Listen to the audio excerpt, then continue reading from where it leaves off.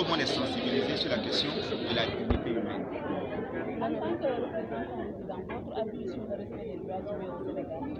Bon, je suis arrivé il n'y a pas très longtemps, donc je vais me réserver de me prononcer sur la situation des droits de l'homme ici au Sénégal. J'ai à peine 2 mois, en 2 mois, si on peut vraiment connaître un pays pour se prononcer là-dessus, je ne crois pas.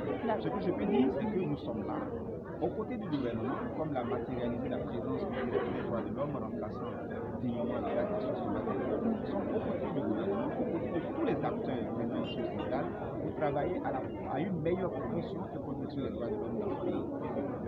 Mon collègue M. Sten l'a dit tout à l'heure, les droits de l'homme, c'est un voyage sans fin. Aucun pays dans le monde ne peut dire champion de la promotion des droits de l'homme. Vous êtes des journalistes, prenez n'importe quel pays, essayez d'analyser ces pays-là. Vous verrez qu'il y a quelque part plusieurs endroits où nous, dans d'autres pays qui sont peut-être jugés comme en arrière, ont quand même des conditions meilleures que ces pays-là. Donc les droits de l'homme, c'est vraiment un voyage sans fin, comme quand vous faites du vélo.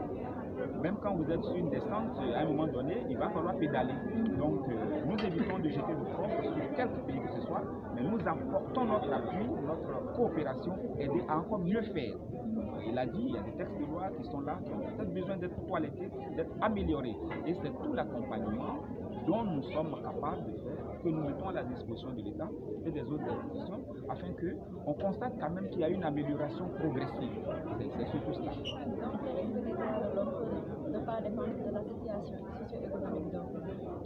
Il y a plusieurs paramètres qu'on peut prendre en compte. Le respect des droits de l'homme ne dépend pas nécessairement il y a certains aspects. Par exemple, si vous êtes un pays riche, il peut y avoir plein d'écoles, plein de bibliothèques.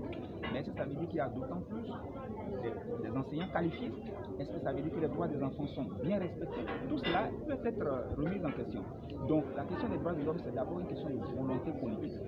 Bien sûr, quand il y a les moyens financiers, quand il y a les moyens économiques, on peut faire beaucoup de choses. Mais ça ne veut pas dire que les pays pauvres sont nécessairement des pays où on doit constater des violations des droits de l'homme. Non. On peut être pauvre et vivre digne, et essayer d'être digne.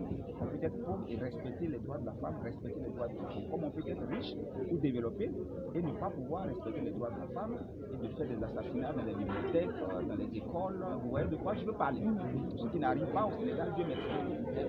Merci beaucoup. Robert Kouchani, représentant régional du Comité des Nations Unies. D'accord, merci beaucoup.